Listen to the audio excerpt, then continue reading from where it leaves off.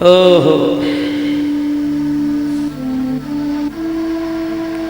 تو نکلنے کی جگہ خالی ہوتی.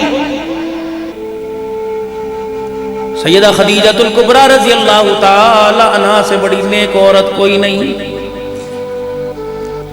اسلام کی ملکہ. حضور علیہ السلام نے فرمایا جمادی الثانی کا مہینہ، حضور نے فرمایا دو ہستیوں کے احسان محمد جھولی میں لے کے روزہ انور میں جا رہا ہے.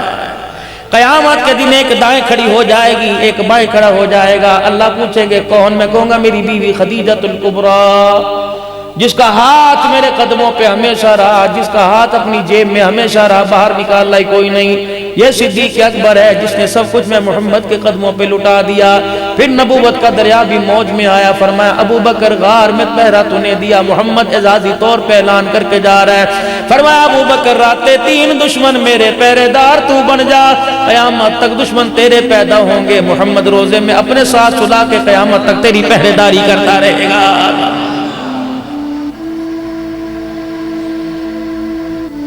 قیامت کی صبح تک آئے مائے خدیجہ الکبریٰ رضی اللہ تعالی عنہ کے گھر کے اندر. نبوت کی آنکھوں میں آنسو ہیں، سر جھکایا ہوا ہے. اما خدیجہ نے کلیجے پہ ہاتھ رکھا. سرکار مدینہ روح المسینہ صلی اللہ علیہ وآلہ وسلم، بتاؤ میرے سونے کیا بات ہے؟ آیا میری خدمت میں کوئی کمی آ گئی؟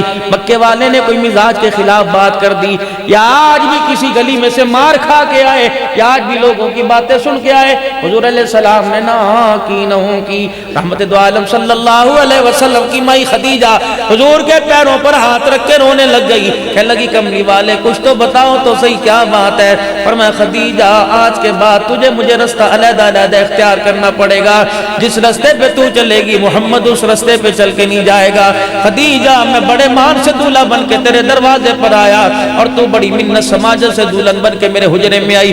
لیکن خدیجہ لگتا ہے ازواجی زندگی کا اس گاڑی کا ایک پہیہ علیحدہ ہوگا.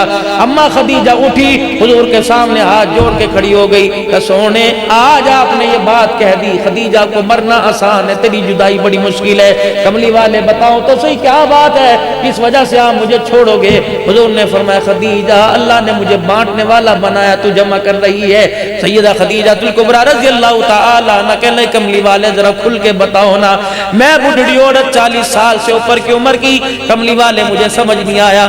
آپ نے فرمایا خدیجہ اللہ نے مجھے دینے والا بنایا، تیرے گھر ابھی بھی خزانے کا ڈھیر لگا ہوا ہے.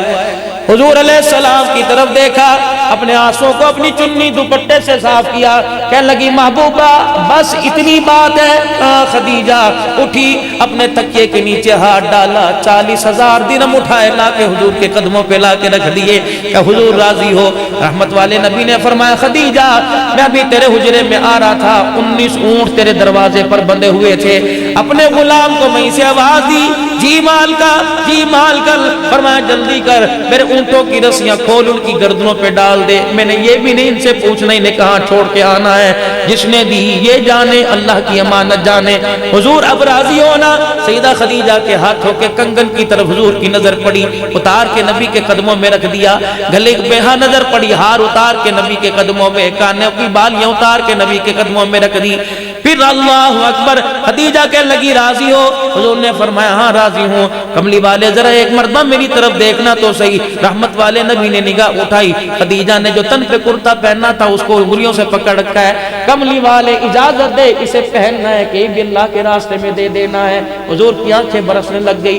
پھر اپنے ماس کو پکڑ کے کملی والے چھری اٹھانے کی دیر ہے، بتا کہاں سے کاٹ کے دے دوں. حضور کی آنکھیں برس رہی ہیں اور ہاتھ آسمان کی طرف کہ اللہ یہ میری خدیجہ ہے، زمین پہ میں اس سے راضی ہو گیا، عرش بری پر تو اس سے راضی ہو جا. حضور کی دعا ہو رہی ہے، آنکھ میں آنسو آ رہے ہیں. جبرائیل علیہ السلام بھی دروازے پر آ کے اندر کی راہیں تکنے لگے.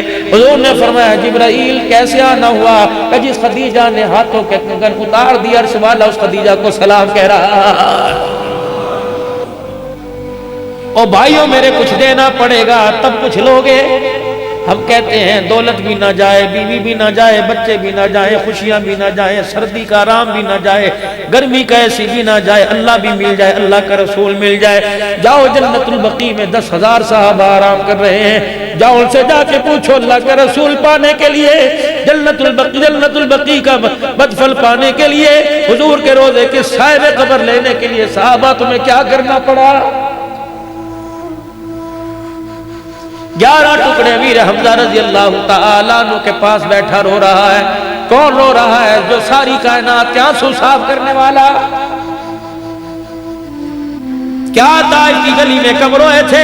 کیا مکے کی دھرتی پہ اعلان نبوت کے بعد پیغام نبوت 13 سال سناتے سناتے کب روئے تھے؟ آج چچے کی میت پہ بیٹھ کے رونا آ رہا ہے۔ جبرائیل علیہ السلام آئے کہ اللہ کو چچا اتنا پیارا نہیں، اللہ کو دین بہت پیارا ہے۔ پیغمبر میرے دین کی محنت کے لیے پھیلانے کے لیے کتنے چچے تجھے قربان کرنے پڑیں گے؟ اللہ اکبر، تجھے خدیجہ بھی قربان کرنی پڑے گی۔ پیغمبر تجھے پیٹ پہ پتھر بھی باندھنے پڑیں گے، تجھے پیمند والا کرتا بھی پہننا پڑے گا، تجھے چٹائی پہ سونا پڑے گا۔ یہی